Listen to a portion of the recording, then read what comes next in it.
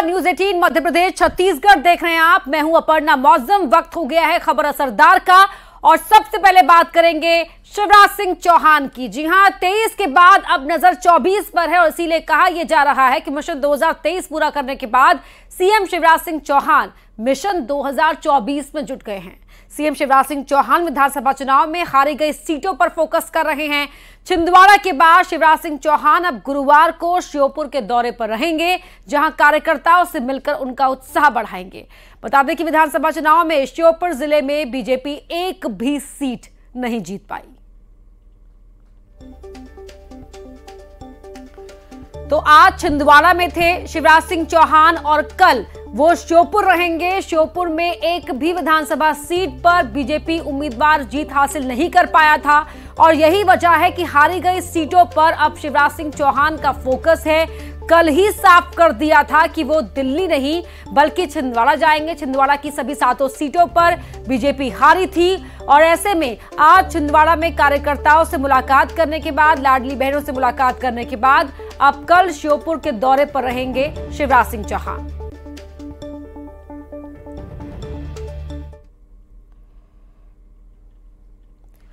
वहीं एमपी में मुख्यमंत्री पद को लेकर एक तरफ चर्चाओं ने जोर पकड़ा है तो दूसरी तरफ शिवराज दिल्ली जाने के बजाय छिंदवाड़ा पहुंचे, लाडली बहनों से मुलाकात की। छिंदवाड़ा पहुंचे शिवराज सिंह चौहान का बीजेपी कार्यकर्ताओं ने भव्य स्वागत किया।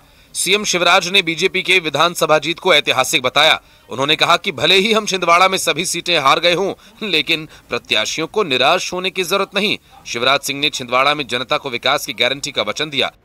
आप काम नहीं कर सकते, आप विकास के काम भी करोगे और जनता के कल्याण का काम भी करोगे। और छिंदवाड़ा की जनता को, आज छिंदवाड़ा की जनता को मैं शिवराज सिंह चौहान विकास की गारंटी का वचन देता हूं, विकास की गारंटी का। इसके साथ ही उन्होंने कहा कि वो प्रदेश के भांजे भांजियों के मामा हैं, जबकि लाडली बहनों के भाई। ऐसे इस पद के आगे सभी बेकार हैं। मेरे लिए कोई जनता थोड़ी है आप, मैं मुख्यमंत्री थोड़ी हूँ आपके लिए। बताओ, मुख्यमंत्री लगता हूँ कि भैया? अरे जोर से बोलो ना, तो भांजे भांजी तुम भी बोलो रे। अपन तो भैया और मामा है, काय का मुख्यमंत्री? अरे इस पद के आगे दुनिया के सारे पद बेकार है। मैं कितना सौभाग्यशाली, इतनी बहनों का भाई, इतनी बहनों का भाई, इतने भांजे भांजियों का मामा, इस पद से बड़ा। शिवराज ने इससे पहले भी दिल्ली न जाने की बात कही थी और कहा कि वो छिंदवाड़ा में लोकसभा चुनाव में जीत को सुनिश्चित करने कार्यकर्ताओं से मिलने जाएंगे। सीएम पद को लेकर वो खुद को कार्यकर्ता बता चुके हैं। जानकार इसे प्रेशर पॉलिटिक्स मान रहे हैं।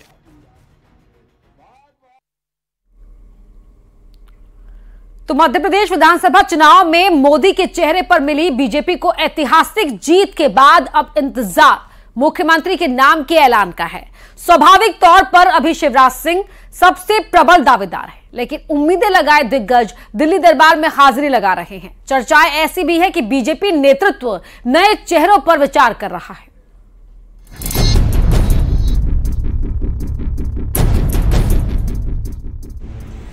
तीन दिसंबर को 4 राज्यों के आए नतीजों ने कुछ हद तक 2024 की तस्वीर पेश कर दी है। मध्य प्रदेश सहित राजस्थान, छत्तीसगढ़ में मिली बीजेपी को बम्पर जीत के बाद अब ये प्रश्न है कि मुख्यमंत्री कौन होगा। विश्वस्त सूत्रों की माने तो बीजेपी जीते हुए तीनों राज्यों में नए चेहरों को मौका दे सकती है। यहीं से कयासों का दौर एमपी में भी शुरू हो गया है।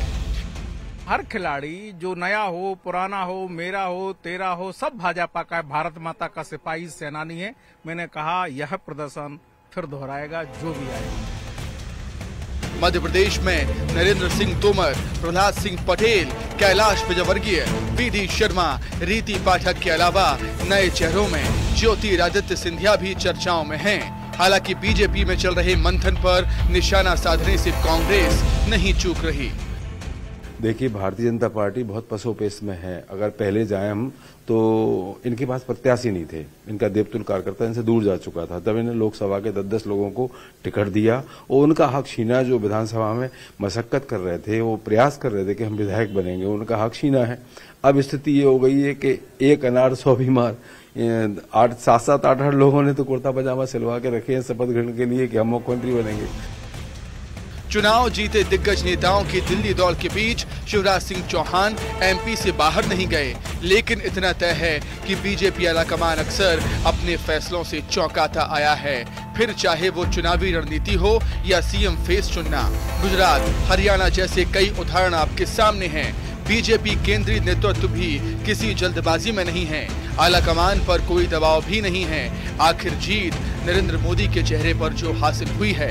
भोपाल से शैलेंद्र सिंह चौहान, शैलेंद्र भदौरिया के साथ bureau report, news 18 Madhya Pradesh Chhattisgarh. बढ़ते हैं आगे। लोकसभा में गृह मंत्री अमित शाह ने जम्मू एंड कश्मीर पुनर्गठन बिल पेश किया, जिसे चर्चा के बाद पास कर दिया गया है। इस दौरान अमित शाह ने कश्मीरी पंडितों पर हुए जुल्मों पर चर्चा की और विपक्षी दलों पर जमकर निशाना साधा।